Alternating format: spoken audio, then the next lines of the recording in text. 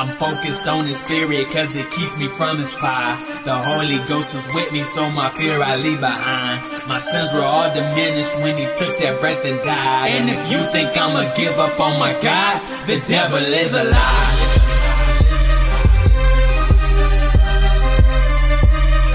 The devil is a lie.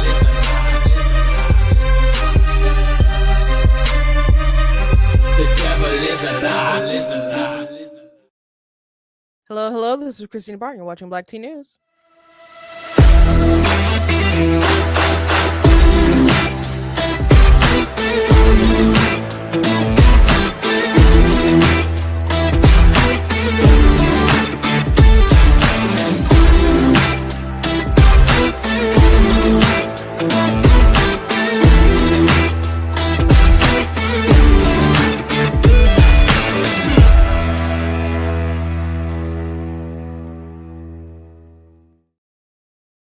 Hello. Welcome to Black Tea News. I'm your host, Christina Barr, and today we'll be talking about Marc Fogel coming home to the U.S.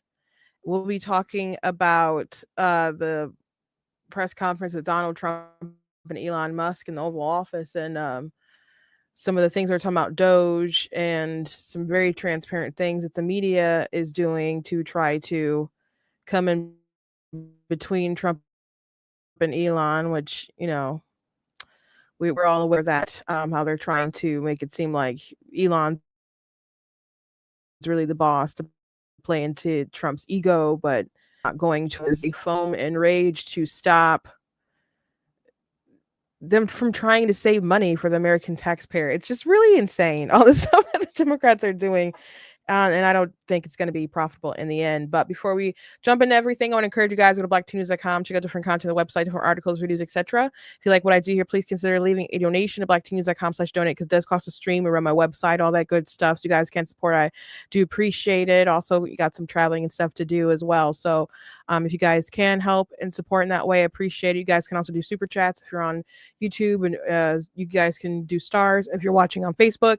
But the best way is to just really go on the website. You guys can also support by, checking out different merch that's available at blacktnews.com. That does help as well. You guys can also check out, different mugs and shirts. And I also do write mini books that you guys can check out. If you go to blacktnews.com, there's a link that will take you to my book website. On the merchandise page, there's a banner at the top. But the easiest way, if you're watching live on Facebook or YouTube, there's a link in the description with like an Amazon page with my stuff in it. And I have 18 published books right now, but I've written more than 30 actually. So I look forward to publishing more things this year. Also want to thank those of you who are watching live and those of you who watch back later. See April in the chat. Thank you for saying I look cute today. Thank you very much. Thank you very much indeed. Though I feel like I'm like a little too pale. I think this winter shade is really setting in, but but thank you very much. I was actually supposed to be in Washington D.C. today, but as I told you guys, when we were set to leave, because I was driving down with two of my sisters, and one of them was the one who worked in D.C., worked at the with the Trump campaign, and she worked at the RNC, and she said there's a chance that they might cancel it because there's a snowstorm and DC shuts down when there's snow. And I'm just thinking that's crazy if all these people come and they cancel it, and like we need to know before we start driving 9 hours to DC. So anyway, they did cancel it. So I was able to be with you guys yesterday, but they did cancel the event. It was a Black History Month event, but they moved it. So it's not like totally canceled, just rescheduled because of the snow. So next week I will not be here live for a few days. So only like Monday and Tuesday I'll probably be streaming. The rest I'll be out in DC or driving to DC or driving from DC. But it is a long drive, but one that I've made many times, and everyone who is going knows how to drive, so we can switch off. It was such a relief when I went to the inauguration, and I drove like 2 most of the like halfway, and basically from like Michigan through Ohio, getting into like Pennsylvania and switched off.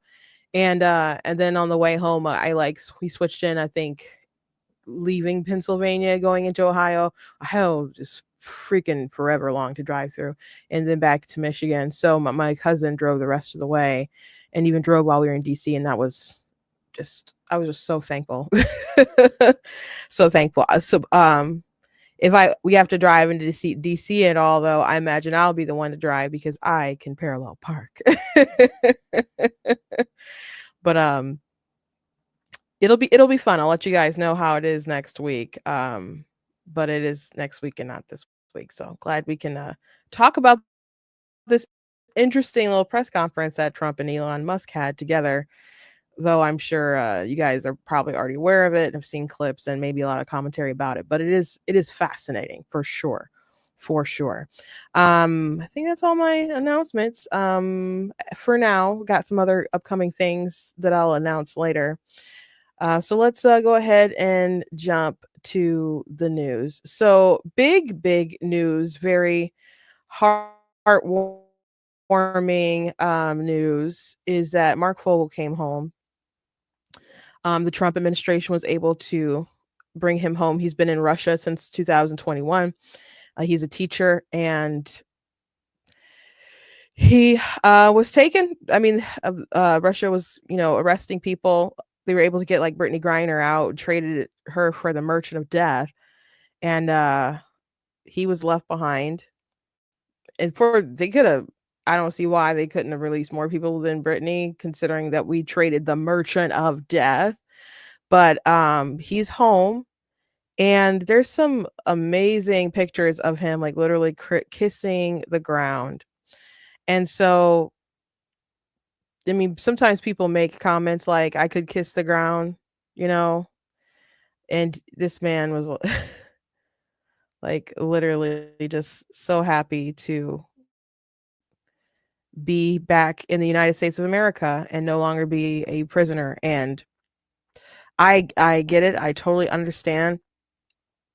When I was young, my dad and my sister went to Nigeria, and they talked about like when they were there for like a month, and they were doing missionary work. But you know, United States of America is a wonderful place to be, and they were glad to land, and they were talking about singing God Bless America and the national anthem like on the plane, and we're ready to like kiss the ground when they arrive. So I just can't even imagine going through what he's been through and then being able to land. But the gratefulness that he had in his heart, you know, and just Trump just has all these iconic photos, man. He's just so happy to be home, and the look on his face, and I it's a blessing for him and his family for sure. And this was tweeted out by President Trump. When I saw Marc Fogel's mother at a rally, she said, "If you win, will you get my son out?" I promised her. She's 95 years old. And I said, "We'll get him out." And we got him out pretty quickly.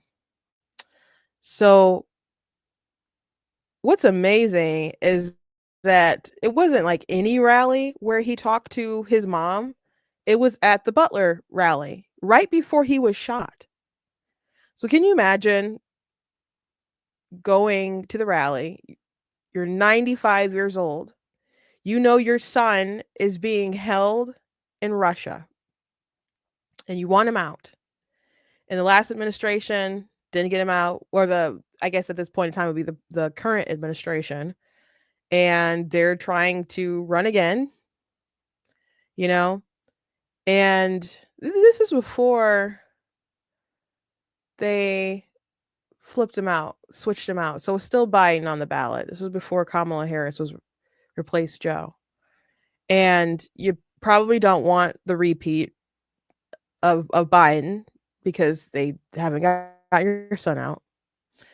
And so you talk to Trump, they make the promise that he would get him out. And then the man gets shot. The man gets shot. And someone tries to kill him in front of everyone. I just like there's so many things so incredible about this election cycle, this presidency, Donald Trump, just everything. Like I just can't imagine from the perspective of this mother, 95 years old. You probably want to see your son before you go to the great beyond, right? And the man who just promised to get him out, someone tries to kill him right in front of you. It's just a remarkable story. But Donald Trump, he survived. He has said many times that he believed that he, was spared for a reason. I've heard a lot of people say that he's changed a lot. Now, there's still a lot of Trumpy things about Trump for sure, but a lot of people have said that he seems to have changed quite a bit, and maybe I'm sure they feel like one of the reasons was to get Mark home. I'm gonna play a little bit of Mark talking here.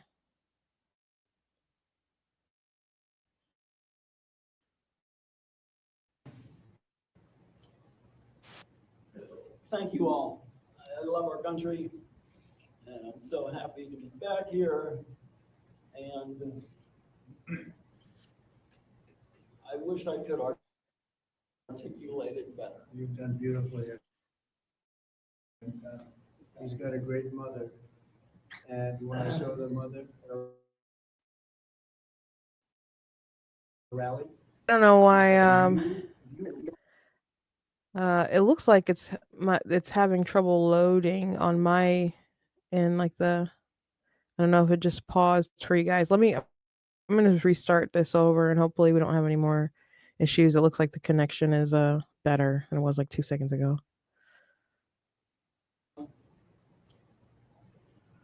Thank you all. And I love our country, and I'm so happy to be back here. And I wish I could articulate it better. you've done beautifully. He's got a great mother. And when I saw the mother at a rally, she said, if you win, will you get my son out? And I promised, she's 95 years old. And I said, we'll get him out. And we got him out pretty quickly. She told me that exact words. She'll make quite an impression. And you and your team. It's great to have you back. Um, And have a great life.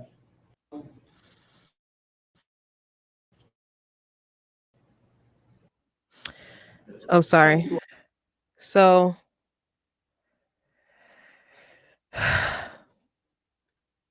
what a blessing. What a blessing.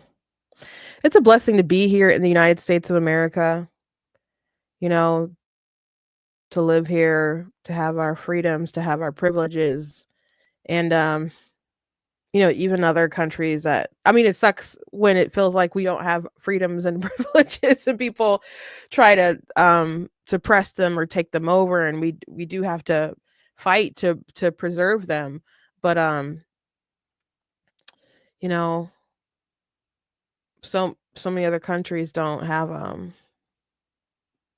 those freedoms that we take for granted every day. So I'm glad he's home, and I'm sure he's glad to be here. But yeah, that's real joy from that man. Very, very, very glad, very happy for his family, very happy that he got to see his mother again, who is 95. So, at least she got to see him before she moved on for this world. I don't know if she's got a foot out the door or anything, but 95 is up there. So I'm glad that Donald Trump was able to keep his promise to that mother there. So lots of newsworthy things going on yesterday. But I started watching some of these clips. I went to go pick up my sister because she's over at my parents' house. And then I started listening to these snippets that started popping up with Trump and Elon. She's like, oh my gosh, you're listening to it now too? I'm like, what? And she's like, Dad was watching it live. And then Dad was watching the commentary on Fox News about it. And I guess by the time she got to me, she has seen it already several times. And I was, it was kind of my first time. I didn't watch it live. And so then I went and I watched the whole thing on YouTube. And it was pretty remarkable, Donald Trump and Elon Musk. First of all, there's so many butthurt Biden officials tweeting out stuff, criticizing Elon Musk, and the boss that they worked for, Joe Biden, he was not accessible in this way. He was not accessible in this way to journalists, wouldn't do press conferences, was very, very restricted and coddled and protected by his staff because his staff obviously knew that he was not up to snuff after Joe Biden, well, there was a bunch of leaks after they wanted to replace Biden with Kamala Harris. But after the election, more stories came out about Joe Biden not being mentally fit, or the decline rather of Biden. And this, excuse me, Mike Johnson told a crazy story, and I don't know why they didn't tell it earlier.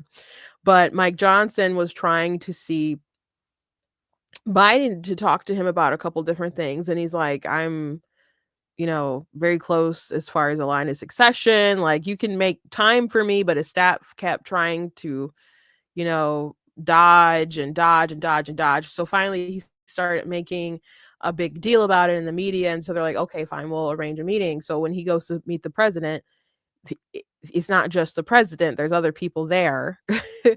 And Mike's just like, oh my gosh, this is like an ambush or whatever. So he, talks him in. And then Biden does say, I need to have a moment with the speaker. And then the staff just kind of look like, oh shoot. And so what can you do? He is the boss, or supposed to be the boss. I guess you could treat him like a child silently when no one's there. But when the speaker is there, the Republican speaker, you can't just pretend like the president isn't the boss. So they leave Mike Johnson alone with Biden, and they start talking about stuff. And then Mike Johnson starts asking questions like, why did you do this particular executive order that shut this particular thing down? And Biden's like, no, I didn't sign that. And he's like, yes, you did. Yes, you did. Because it's hurting people in my state. He's like, no, it was just for research. Like what you're talking about, it was just for research. It wasn't to shut anything down. And then Mike Johnson was like, oh my gosh, he has no idea what I'm talking about. He has no idea what he signed. And so maybe that's just something, it seemed kind of bad at the time, or I assume it always seemed really bad. But in hindsight, thinking about it and hearing other stories about Biden's mental capacity, maybe it's like, oh gosh, that was as bad as I originally thought it was. Now, I think Mike Johnson should have maybe said something earlier than what he did. But, I guess if they weren't going to pull the 25th Amendment or anything like that, I guess there's only so much that he could do. It's not like he'd call for a double impeachment and get Biden and Kamala out of the way at one time for covering all that up, because she ought to have known how bad he was. But anyway, we didn't have access to Joe Biden like this. It was very controlled, very controlled. Even people high up in the government, not just the media, who didn't have access to him, like the Speaker of the House and other folks, did not have access to the President of the United States. Donald Trump gives the media something to talk about every single day, and it's so fast, with executive orders or, different things with Doge and talking to different world leaders and making moves in the Middle East. There's always something new to report about. And he will do impromptu press conferences. He doesn't mind taking questions from the media. And Elon doesn't mind taking questions from the media. So when they're like, we need transparency. Okay. You have access to these people and you can talk to them. And I'm not going to play like a bunch of clips. I'm probably going to play the one, and you guys can probably guess which one, about the cave situation with the limestone and the records. I'm going to play that clip. If you don't know what I'm talking about, I'll play it. But there was a lot of fascinating things happening in the press conference. So the media, said, there's people criticizing Elon and they want transparency and other stuff. And Elon's just like, look, we have a mandate. Donald Trump campaigned about cutting out government waste. I campaigned with him. Like, it's not a secret. So we're trying to fulfill the mandate. It's not a surprise what we're doing. We said, hey, we're going to do that, and we're trying to fulfill the promises. So I've seen many people say things like, I didn't vote for Elon Musk. Well, no, I voted for Donald Trump, and Donald Trump promised to have Elon with him working on cutting government waste. That was a part of the package. That was something I knew as an informed voter. I mean, there's some things that people say and want to do that you don't love, and it's part of the package or whatever. And it's like, I hope, and you're like, man, I hope maybe they don't do that. But there's other things like, this is a thing that I liked. This is a thing that I got excited about when Donald Trump started talking about, when it would seem like really in its infancy, like just an idea that they're throwing out there. I'm like, oh gosh, that's exciting. It's really exciting. One of the smartest guys, one of the most successful, richest man in the world, who knows how to turn a business around, is going to be working in our government. Think about how many times people talk about, like, they get excited about the prospect of a businessman going into office or something because they actually know about how to run things, how to work with budgets and needing to make sure that there's not a deficit or something like that. They know what that's like. They know what it's like to create jobs and they know about revenue and profit and income and all those things. It's not just confiscating money and kickbacks for your friends, your rich friends. They actually have experience that seems tangible to American people, and they want people to turn stuff around. Like, before the businessman Donald Trump became president, people used to fantasize about wanting a businessman as president. I mean, maybe, I guess there's always people who wanted the bureaucracy to continue and didn't want such things to happen, but usually there's some kind of star who's running for president, and they never make it across the finish line, but they're really hot when they are first popping in there, And Donald Trump managed to be that person who came in, who was a businessman, who had that kind of background. But because he was a New York guy, New York businessman, and not a politician, he was very green on a lot of stuff. And because the Democrats certainly didn't want to do him any favors, and they wanted to obstruct him at any turn possible, he had a rough first go. And I'm not saying he didn't do good things. He obviously accomplished a lot and did a lot of great things. Abraham Accords, they, passed the tax cuts bill and other things as well. But it was rough. There was a lot of government employees undermining his people, and there was the Russia collusion, and and then when he got rid of Mueller, there was the Mueller investigation and the obstruction with getting rid of Comey, and then impeachment. And it was just trying to obstruct every day, the resistance. But now things are different. They know more, and he knows how to fight these people. And Trump has always been a shark, and he's got other sharks in the water with him, and the Democrats just don't know what to do. So anyway, these people have a mandate. They do. They do, and I'm excited about them cutting costs. Don't say, oh, it's only 1%. We need to cut them somewhere. We need to cut them in a lot of different places. And if you can find where we're wasteful or where we're spending money on maybe things we need, but the prices are extraordinarily high. There was something that came out just recently about the radical amount of money that we're spending on the Pentagon numbers.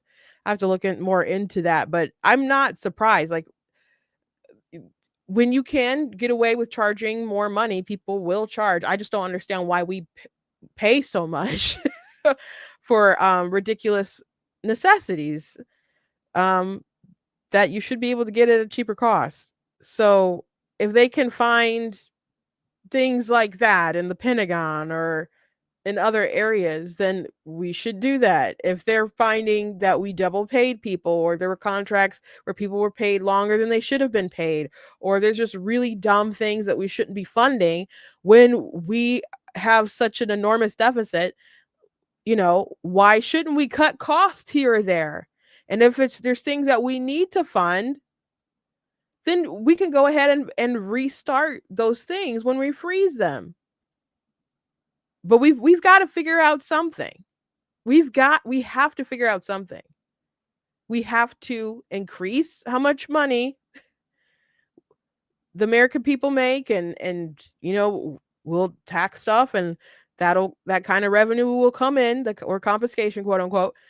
And we also have to cut costs, and we have to cut a lot of costs where we can, because Biden spent too much money and Donald Trump spent too much money the first time around. Of course, we had the pandemic and we spent like more money than ever before.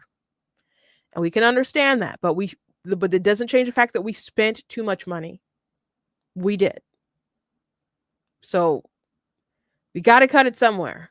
And them fighting tooth and nail for the dumbest stuff is so ridiculous. But as far as the government not being efficient, this example is going around. Now, this is a true thing. This is a true thing that he's talked about. That there's been articles in the past about it, and there's some pictures and stuff that's going on online. But this is an interesting story. One of the things is like we are trying to sort of right-size the federal bureaucracy, just make sure that this, obviously there need to be a lot of people working for the federal government, but not as many as currently. So we're saying, well, okay, let's, if people can retire, with full benefits and everything, that would be good. They can retire, get their retirement payments, everything. And then we were told, this is actually, I think, a great anecdote, because we were told, no, the most number of people that could retire possibly in a month is 10,000. We're like, well, why is that? Well, because all the retirement paperwork is manual on paper. It's manually calculated and written down on a piece of paper. Then it goes down a mine. I'm like, what do you mean a mine? Like, yeah, there's a limestone mine where we store all the retirement paperwork. And you look at a picture of this mine. We'll post some pictures afterwards. And this mine looks like something out of the 50s because it was started in 1955. So it looks like it's like a time warp. And then the speed, the limiting factor is the speed at which the mine shaft elevator can move determines how many people can retire from the federal government. And the elevator breaks down sometimes, and then nobody can retire. Doesn't that sound crazy? There's like 1,000 people that work on this. So I think if we take those people and say, like, you know what, instead of working in a mine shaft and carrying manila envelopes to boxes in a mine shaft, you could do practically anything else, and you would add to the goods and services of the United States in a more useful way. Now, that sounds flipping crazy. It sounds flipping crazy, but it's also true. It's also true. So, if you haven't seen it, the Department of Government Efficiency put out a text about it. Or tweet about it. Federal employees' retirements are processed using paper by hand in an old limestone mine in Pennsylvania. 700 plus mine workers operate 230 feet underground to process 10,000 applications per month, which are stored in manila envelopes and cardboard boxes. The retirement process takes multiple months. This is it. Now, as I was listening to Elon explain this, I'm like, that's sounds crazy. Like you are trapped in time, like you said. I don't understand why you would do things this way, still do things this way. And again, there were articles about this process and how it needed to change, but even those articles are like from years ago, so it's an ongoing problem. But I don't know, it's like something you see in a movie, like John Wick. There's like the weird like operator stuff that's like seems like a throwback when they're like using the lines in the phones and stuff. That's just kind of weird lore. The United States. That's freaking weird.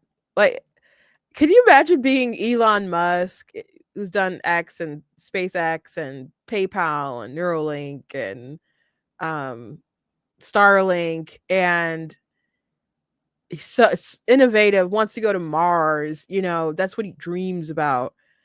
And he's reading some of this stuff and he's probably like, no way. That can't be true. That seems absurd. So, if there's just a way to do things better, don't you think we should do them better? Don't you think we should do them better? I think that we should do them better. Maybe we should. So, other questions that were asked at the press conference, they asked Elon about the Pentagon and different contracts that he gets, and is there some kind of conflict of interest? And Trump is like, if we feel that there's a conflict of interest, then he won't be a part of that. And Elon is just like, guys, you're already looking at me with hyper scrutiny. Why would I do something crazy while everyone's eyes are on me? That doesn't, like, I love how logical he is. He's like, it's just stupid to do that. Like, how would I get away with something so dumb while everyone wants me to fail? Like, why? It's a good question. It's a good question. But there's a lot of dumb criminals out there, and I guess he's just not one of them. And he also said if people feel like Tesla or whoever, SpaceX is not giving the taxpayer the best offer, like, you need to let us know, or let the taxpayer know, if there's someone out there for the contracts that they have that are possibly that would possibly, do the same things and have the same sort of innovation for less money. So he was just kind of like, put me to the test. Like, I'm the best deal, period. I'm the best deal. What's interesting about Elon is he doesn't need to do any of this stuff. Now, it is kind of interesting because he does pay more taxes than everybody else. So being able to be like, hey, I really don't think this money should fund all these condoms overseas. They did ask him about condoms and sending condoms to Hamas or something like that, or Gaza. And they're like, it wasn't Gaza, it was like Mozambique. And he's just like, that's a lot of condoms. I don't think we should send that many. Like, why? And he said, we'll make mistakes and we'll try to correct mistakes, but he just kind of let them know that they're human, and people should be checking what they say. But at the same time, there's a lot of things that we're paying for that we should be paying for one way or another. So the press secretary was asked about Elon Musk and how much power that he has, and she just saw right through them. Does Elon Musk have power of the presidency? Absolutely not. Right. That's a ridiculous question. I asked that question because, the Democrats have been hurling insults at Elon Musk, hurling attacks, calling him President Musk. Most recently, Jamie Raskin, the congressman, took it a step further, calling for Musk's impeachment, saying that he somehow usurped the power of the presidency. What's your response? It's utterly ridiculous. Elon Musk addressed this in the Oval Office yesterday. The president addressed it as well. Elon Musk is serving at the pleasure of the president, just like everybody else on this team. He takes directives directly from the president of the United States. And I think some of the comments that you referred to are nothing more than a failed attempt from the media and from Democrats to try to sow division in this White House. We saw them do it in the first term. We're not going to let them do it in the second term. This is a unified team who is working at the pleasure of the president to do what's right for the American people. Does Elon Musk Boom, period. And they're not slick either. I'm glad that they're like aware of the game, because sometimes we see the game is obvious what they're doing, but you know, maybe it still get under Trump's skin or bruise his ego or whatever. But this has been going on long enough now that I think Trump can see what they're doing. that if they do drive a wedge between Trump and Elon, then they will have succeeded, right? So good on them. CNN, at one point, people were talking about how they got angry. It was Anderson Cooper, and he called the Republican governor Chris Sununu a dick, like on air. And I think this is the clip. I'll just go ahead and play it. It's pretty crazy. It's 23 days in here, guys. 23 days. You were talking about 2.3 billion that was saved last year. These guys are saving 2.3 billion a day. Right, but it's incredible. That's what they're saying. But where's the proof? You're not going to be satisfied till he shows up with 10,000 pages.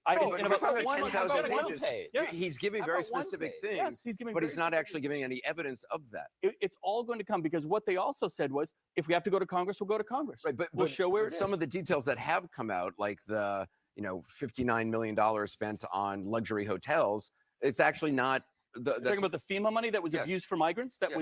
Yeah. FEMA money for migrants. That's okay now. No, I'm not saying it's okay. I'm not saying it's okay. Don't put words in my mouth. So would you stop that? Would you stop that process? Don't be a dick. The portrayal. What I'm saying is the portrayal by him is just not factually accurate. He's talking about luxury hotels. I'm not as big. Look, I was in Hurricane Katrina. I saw what FEMA does. I get it. I think the issue too is these are congressionally appropriated funds.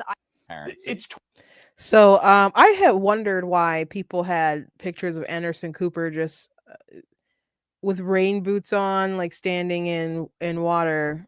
To like keep this in mind when he says he was in Hurricane Katrina.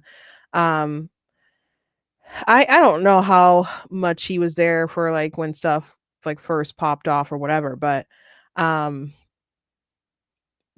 obviously there's good use of FEMA funds, and it's necessary. And that's one of the reasons why people are so annoyed, because the government was crying broke about FEMA.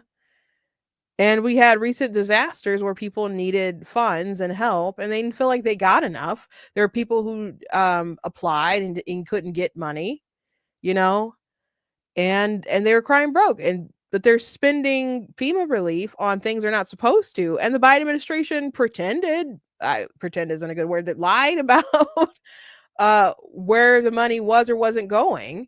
And so it's funny, when this conversation started and he started bringing up the 59 million, I'm like, oh, is that not true? Is that why Anderson Cooper brought it up? And no, it's not because it's not true. It's just because because they didn't have caviar in the room and chocolates on the pillows and warm steam towels ready to go with a masseuse when you walked in the door. But they are spending money on the hotels for the people who aren't supposed to be in the country, right? So is it good or is it bad? I mean, it's that saying where it's like the Democrats are like, it's not happening and it's a good thing. Like they'll deny something is happening if they can. And when they get caught that it is happening, they reason with you on why it's a good thing. Like with abortion. Oh, nobody aborts after viability or 20 weeks, 21 weeks or whatever. Nobody does that except for like, the life's mother or something like that. But if it does happen, it's a good thing. Like if because what if she couldn't get it earlier and she had a cryptic pregnancy? She should still be able to do that. At the end of the day, they still think she should be able to do that. It doesn't, now it's on the rare side. And just because it's rare doesn't mean that it's not happening a lot. There's more than, it's like 10,000 or so, or more than 10,000 is the number, 10 to 15,000 maybe a year.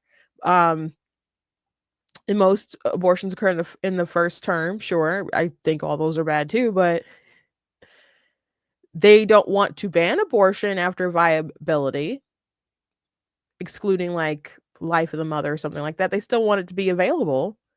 So it's not happening, but it's a good thing that it's happening.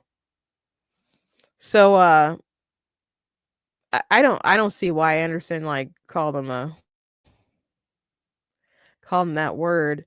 And everybody's pointing out that Jeffrey Toobin was there though, because Jeffrey Toobin, if you're unaware, which we did talk about this at the time, but Toobin was on a Zoom call, a Zoom like work thing, and he was pleasuring himself, and there were like women and stuff on the call and stuff too. So they let him go from CNN, but I guess they just thought his mind was too brilliant, and they ended up inviting him back. I'm pretty sure Toobin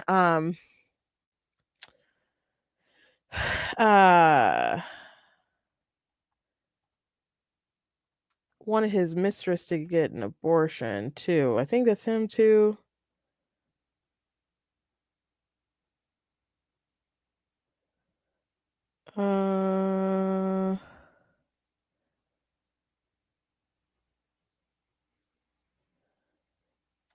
Reportedly pressuring his mistress. Yes. Let me see. I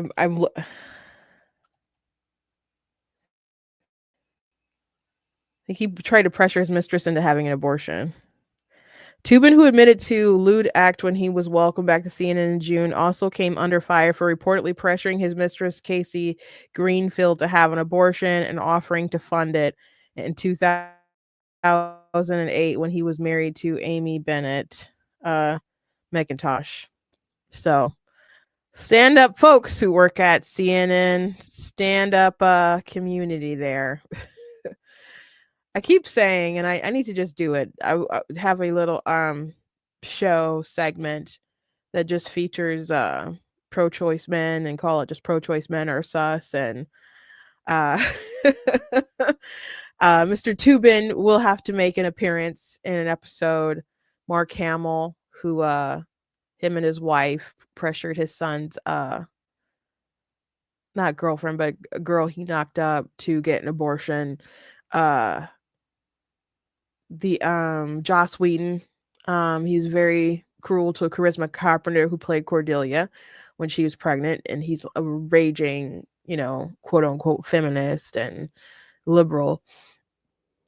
The basketball player who paid his girlfriend to paid his I guess she was a girlfriend at the time, but paid someone who's his ex now to get an abortion. And she's like, no, I believe it's wrong, and I've had one before, and I don't want to do it. And he's just like, I'll have my lawyers contact you. Like, no, go ahead and do it. And yeah, so I have to do that. I'll have to put that to start writing up some episodes and putting that together. But Toobin will definitely make an appearance if you guys have any more suggestions on who else should make the list. Justin Timberlake will probably have to make the list, just strumming his guitar, waiting for Britney's dead baby to pass through her body. It's really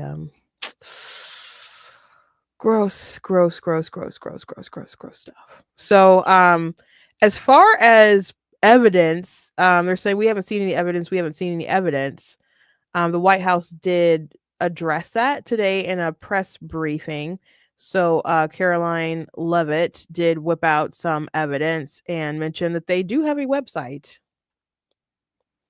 JJ. On Doge and the fraud claims, Elon Musk in the Oval yesterday gave us some information on that. We're just wondering if there's some proof, evidence. Is the White House willing to share evidence of those fraud claims, or can Elon Musk come to the briefing room and share material evidence of what he's talking about? Sure. I would love for Elon Musk to come to the briefing room. That's why we had him go to the Oval Office yesterday, where I think he provided great answers. He was speaking in layman's terms, speaking common sense to all of you in the media, but also to Americans at home. But I would say especially to all of you in the media, because I think it's a real fallacy that there's this alleged lack of transparency when it comes to Doge.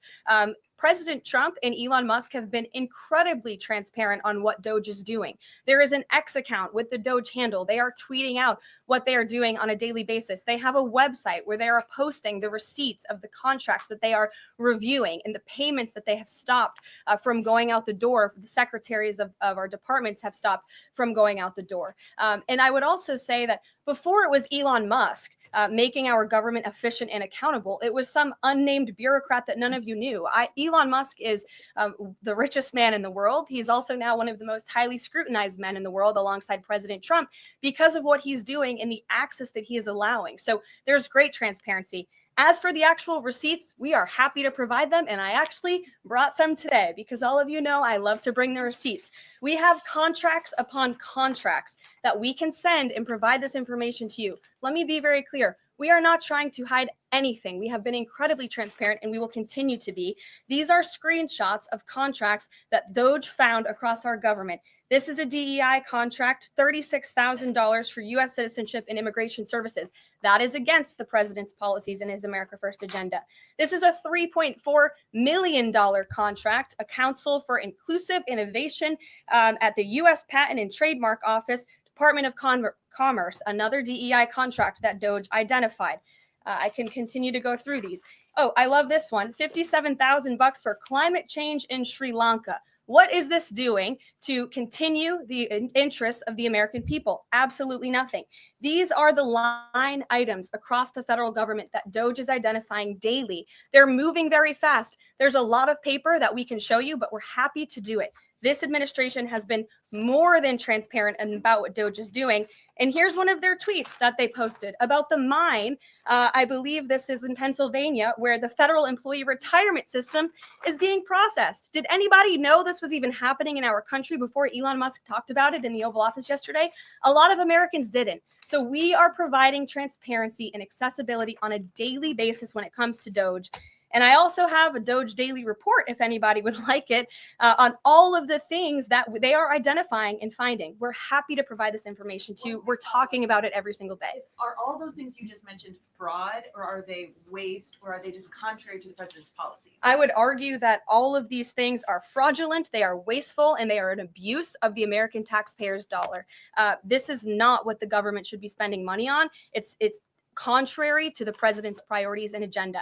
And again, we can continue to provide you the receipts for all of the fraud, waste, and abuse. And if anybody in here wants to argue that the federal government is not fraudulent in some capacity, be my guest, because I think the American people watching at home would beg to differ. Yeah, she's right that a lot of the American people at home would beg to differ, but I will differ a little bit. I don't like the conflation. It's like it's fraudulent because we shouldn't be spending our money. I think that there's a different sort of standard that we're all thinking of when people say fraud. Like when you say fraud, I'm thinking, people are misleading to acquire the funds. So I guess you could say like, if they have the authorization to spend it on stupid stuff, it needs to be corrected. And that's not a good use of our taxpayer dollars. But there's people like recently, there was someone who's busted for stealing money, like I think like school money, government money, or whatever, in like the area where I live, and someone, I don't know them, but I know somebody who knows them. I'm like, oh my gosh, that person's going to jail for stealing this money. And people have been stealing money from Pontiac schools and, you know, Oakland County, or particularly, I guess, Pontiac and stuff, for years. There's all this corruption. And that, I think people, when they think fraud, they're thinking of that kind of stuff. And if it happens on the local level, I don't know why people don't think that it's not happening on the federal level, where people, you would think they're paying attention, but if people are kind of covering their butts and find fancy ways to get around stuff, they'll probably find stuff. So I don't doubt that there is fraud, which, by the way, neither did the Biden administration. There was let me see if I can find that tweet for you guys. So the New York Times, with that, in Oval Office, Musk says without proof that bureaucracy is rife with fraud. Now, they could at least ask for the proof before being like, he said it without proof. It just sounds like they really, really want the headline or whatever. But government accountability office said this, and this was back when Biden was still president. Says April 16th, 2024, fraud risk management data show federal government losses an estimated 233 billion to 521 billion annually to fraud based on various risk environments. So it seems to me that when Elon Musk wasn't in charge, that people were willing to admit there was possible fraud and probably fraud going on. So Elon himself said some things in the Oval Office that seemed like stronger red flags that were probably fraudulent. So we just keep checking the numbers and making sure that everything kind of ticks off. But I think the biggest thing is we know that people are using our funds, spending on stuff that they shouldn't. And even when they spend things on things that maybe they should, people still like skim off money. Like people talking about, oh, you take away some of these grants or things in cancer research that might not be funded. Like, well, Doge would rather have the money go to actual research rather than like overhead costs where people get to like pump up their salaries and put money in other places rather than actually helping kids get better.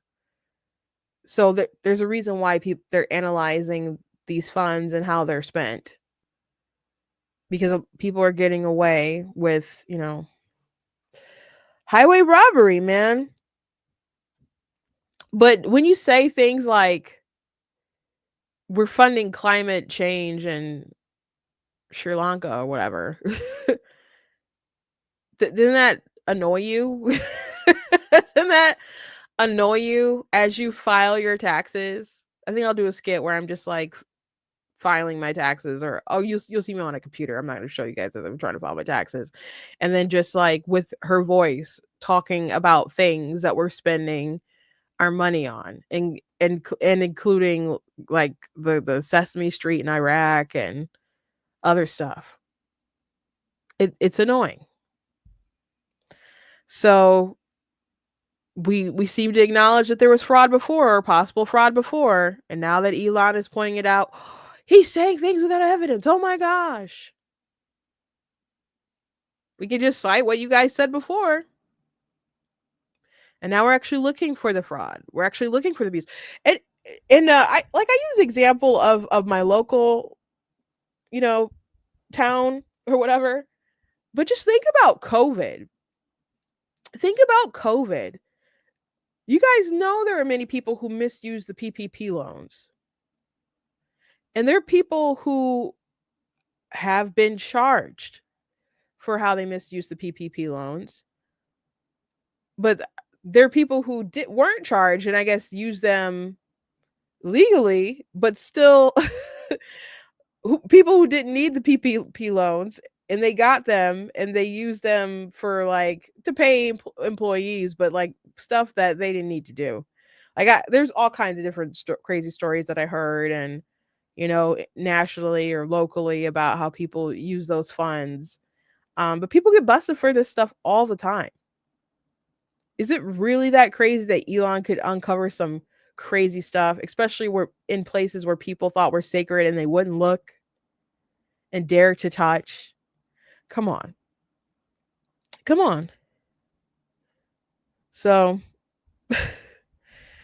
my sister said he was on the campaign trail with him talking about this. We voted for this. We want this electoral and popular vote. They need to get over it. They abso-freaking-lutely do need to get over this. They do. It's just a losing battle. And they're saying the most unhinged stuff. There's a clip going on. Now, I'm assuming this has got to be a slip of the tongue or something. I don't know how you'd slip and say this other than like, I don't know. Maybe someone, in Supernatural, when you I don't know how often this worked on Supernatural, but the plane episode was from season 1. I think Dean was afraid to fly, and they were looking for a demon that was on the plane because there was a demon that was going on planes, and they would open the door and crash the planes. And so they were investigating and had to go on the plane. And so they would say Christe, and then the demon's eyes would turn to black. And so they were looking for the demon, and then they said it, and then the pilot's eyes went black. And I remember watching that when that came on TV. And I think Katrina was like, it's in the pilot. Supernatural was so good in the beginning. I didn't watch it all the way to the end, but it was so good in the beginning, and fell off eventually, but still went on for a very long time. But anyway, maybe someone said the magic words and it caused the Democrats to be really honest about what they want. But anyway, here's Ayanna Pressley saying some interesting things. Look, let me tell you something. I'll take a bit of umbrage here. I'll speak on behalf of my colleagues. I think I can say we are all willing to work with anyone who's serious about doing the work of censoring the American people and advancing progress. But they are not serious. Look, let me tell you something. I'll take a bit of...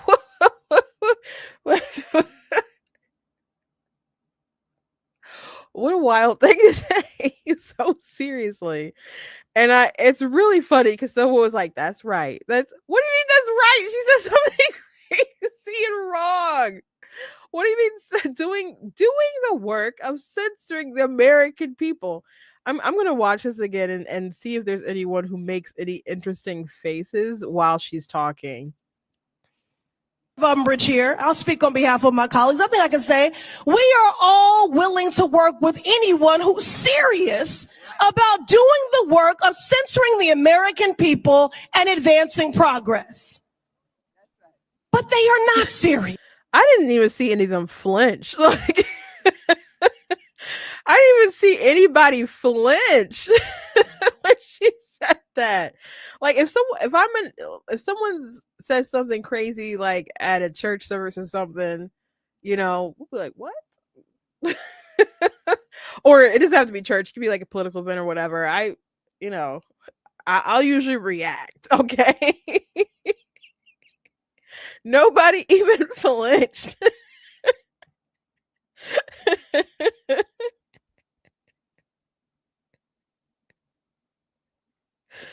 Oh, yes. Talk about saying the quiet part out loud. Man. Oh gosh.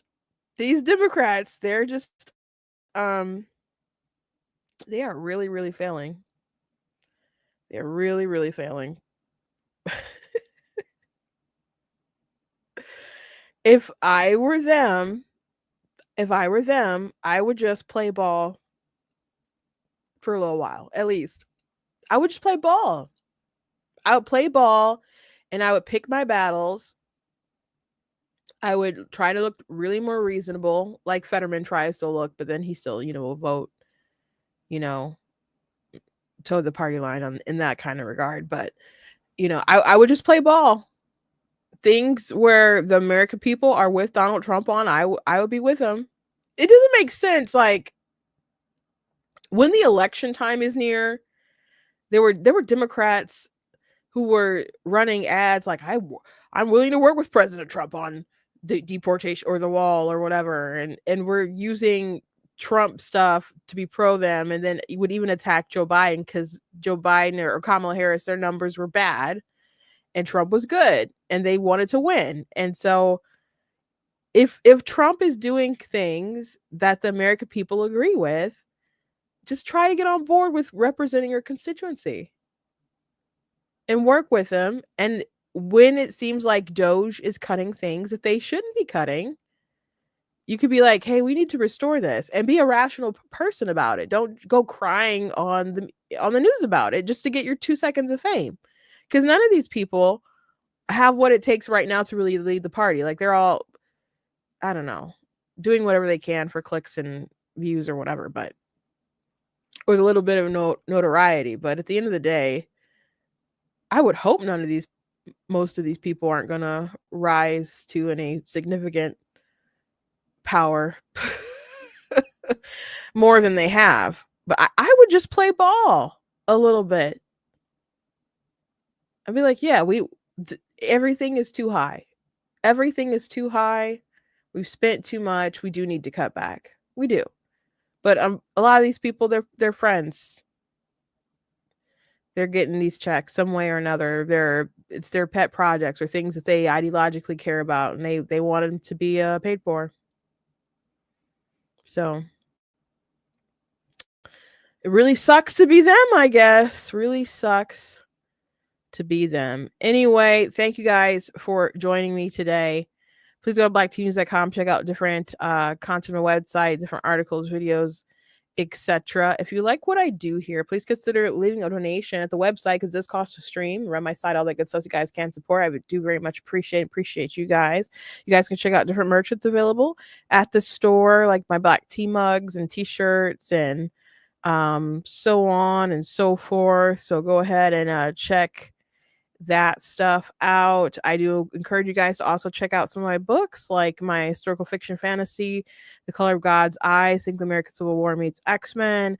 And I've also got children's chapter books as well. And I got some nonfiction books as well. I have two. One of them being, of course, God is blatantly against abortion. Today I had a bit of a back and forth. There was someone who comment on one of my videos, and they didn't like that I said that women will use abortion for convenience. And the specific person we were talking about, they used to be a pro-life advocate, so they know about the fetal development, they know about all the resources or whatever, but they decided to flip. And so this person really knew better, but she had an abortion. She was in a financial difficult situation, and she made the choice that she did. And I'm like, she did it to ease her financial situation. I'm not saying it's a fun process to go get an abortion, but that is like textbook backup birth control. That's textbook, because you want to have a baby, but you want to have sex, but you don't want to have a baby. That's why you take birth control, right? So mostly it's you didn't need to do it, but you wanted to make things easier for you. Like that's really what we're saying. Like, it was unnecessary to have it. It was about preserving your lifestyle, not your life. Okay. So they didn't like that. And they said, I don't think abortion is right. But well, when they push back or try to defend her, I'm like, do you think it's okay to kill poor people? And then she said no. I'm like, okay, why are you defending her reasoning? And they're like, well, I don't like you pretending that all women who do it are doing it for evil reasons. I'm like, okay, it is evil, though, to deliberately kill an innocent person.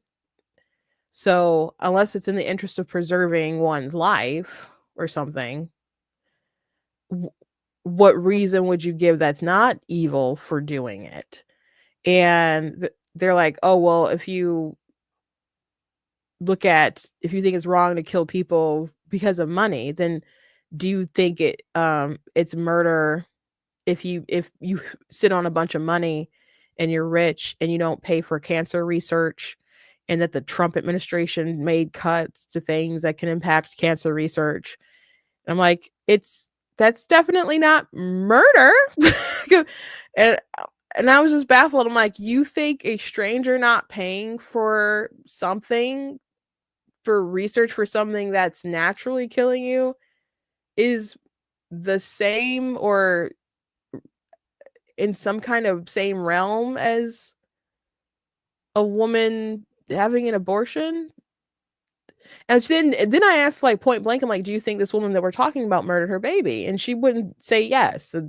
She hasn't said anything since then. I'm like, I don't understand the complete lack of accountability that people want to have with women on the issue. And I don't understand. Again, this particular person who we're talking about was a former pro-life activist who decided to just flip her switch. And she knows better. She absolutely knows better, but she's developed this particular sort of pro-choice jargon, and it's compass cells, blah, blah, blah. But she knows better. Or at least she knew better. Maybe she got an entire brain transplant. I don't know. But she knew better. She didn't have to do it. And she said, well, she was in poverty, so she was scared. I'm like, so are you saying she was mentally unfit to make the decision? Then she deleted that comment that I replied to. So I didn't understand why you could hold like a millionaire who didn't pay, I don't know, didn't use their money to get you out of poverty or to write you a check or something. They're guilty and they committed murder. But I'm mean for saying that women have abortions for convenience. I just don't understand the reach there. And to me, it just kind of seems like there's just a total desire for no accountability for women. I don't understand. And I'm just like, the number one thing they talk about is agency and bodily autonomy, and they say that their rights are really more important because they're the ones who can rationally think, and they're the critical thinkers, and the baby doesn't have consciousness or whatever. Like, those are the sorts of reasonings. And so I'm like, oh, you can't just pretend like they don't have agency. And it's just really coddling them. And I didn't realize how bad it was till I watched an Russell from Abolitionist Rising debate Joel Berry from the Babylon Bee, because abolitionists do believe in like criminalizing the women and the doctors, and Joel Berry just believes in criminalizing the doctors. And by the way, people who do want criminalization, they don't want retroactive criminalization. That's not legal according to our Constitution anyway. But they said if there was a law in place, women would be deterred from by the law, and they wouldn't do it. There'd be maybe some people who would still break the law, but most people wouldn't risk them going to jail to have an abortion. And the mothers would have their children, and they would, according to the Turnaway study, women who are turned away from abortion, they're glad that they didn't abort, and they raise their children, they form bonds with them. So they'll even ask women who've had abortions, like, if there was a law in place, would you have committed the abortion? And they're like, no. So they see the law as a mercy. They see it as justice, but they also see it as mercy. And Joel Berry just bending over backwards to I don't know, explain why everybody else should be punished but the woman. It made women in the comments angry. Like, man, you think really have really low opinions of us, like we're like babies. It was so strange. I don't know how to explain it more than that, other than you just kind of got to see the train wreck for yourself. But that particular video made me kind of see, I don't know, a lot of the pro-life position versus like abolitionist positions are kind of silly. But anyway, it was an interesting conversation. I was planning on doing a reply, but I don't know. Maybe I'll just kind of let it go with that girl. I don't know.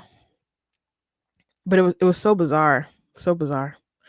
Anyway, I don't say what I say to be mean. As I open up the book, I quote Apostle Paul. I have a scripture in there when it talks about when he's writing the letters, and he's like, I don't write my letters to cause you pain. You know, I do it for abundant love for you. So that's just why I spread the truth on these issues.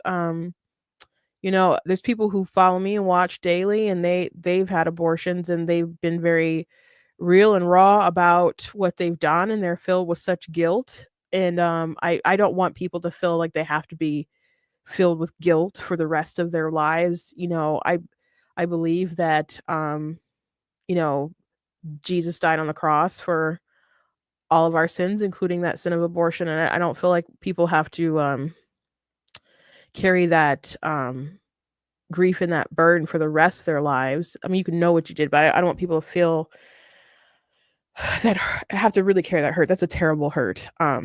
It's terrible that, you know, I wish it didn't happen, but I just, you know, don't want people to torture themselves for the rest of their lives about it. But I do want it to end, and people have to understand that it's obviously a bad thing. Anyway, that's why one of the many reasons why I wrote what I wrote. But if the truth, you know, convicts you, maybe you need to look yourself in the mirror and see why that is. But acknowledging that women do use abortion as backup birth control or out of convenience, it's just reality. Don't get mad at me for saying how it is. Anyway, thank you guys, and I will see you tomorrow.